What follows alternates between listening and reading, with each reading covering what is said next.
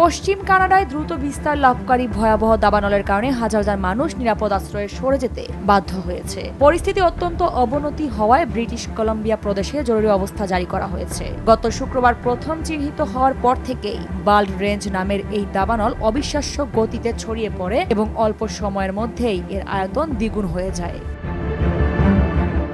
British কলম্বিয়ার দাবানল নিয়ন্ত্রণ কর্তৃপক্ষ জানিয়েছে সামারল্যান্ড ও পিচল্যান্ড সহ আশপাশের প্রায় 136 বর্গ কিলোমিটারেরও অধিক এলাকা জুড়ে আগুন ছড়িয়ে পড়েছে। স্থানীয় কর্তৃপক্ষ ও বিশেষজ্ঞরা আগুনের ভয়াবহতা বোঝাতে গিয়ে জানান, আগুনের তীব্রতা এতটাই বেশি ছিল যে এর ফলে স্থানীয়ভাবে বজ্রপাত পর্যন্ত সৃষ্টি হচ্ছিল, যা আগুনকে আরো দ্রুত ছড়াতে সাহায্য করছে।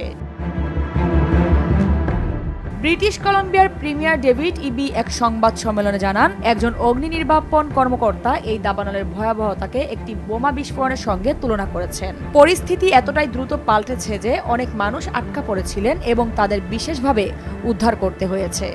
সামারল্যান্ডের মেয়র ডগ হোমস রয়টার্সকে স্পষ্টভাবে জানিয়েছেন, আমাদের সবচেয়ে খারাপ পরিস্থিতির জন্য প্রস্তুত থাকতে হবে। সামারল্যান্ডের মেয়র ও প্রশাসনের নির্দেশে পুরো এলাকার পাশাপাশি আশেপাশের কমিউনিটির হাজার হাজার মানুষকে নিরাপদ স্থানে সরিয়ে নেওয়া হয়েছে। সামারল্যান্ডের এক বাসিন্দা কিগান রাডমক্সি জানান, আগুন তার বাড়িতে পৌঁছানোর ঠিক আগের মুহূর্তে তিনি কোনো মতে পালিয়ে বাঁচেন। বিবিসির সঙ্গে শেয়ার করা তার একটি ভিডিওতে দেখা যায়, শুক্রবার 7 জনকে সঙ্গে নিয়ে বাড়ি ছাড়ার পর রেডমক্সি আর ফিরতে পারেননি। প্রতিবেশীদের মাধ্যমে তিনি জানতে পেরেছেন তাদের সড়কের অনেক বাড়ি পুড়ে গেছে। তার ভাষায়, কিছু বাড়ি পুরোপুরি ধ্বংস হয়ে গেছে, এটা নিশ্চিত। নিরপেক্ষ, সত্য প্রকাশে আপোষহীন।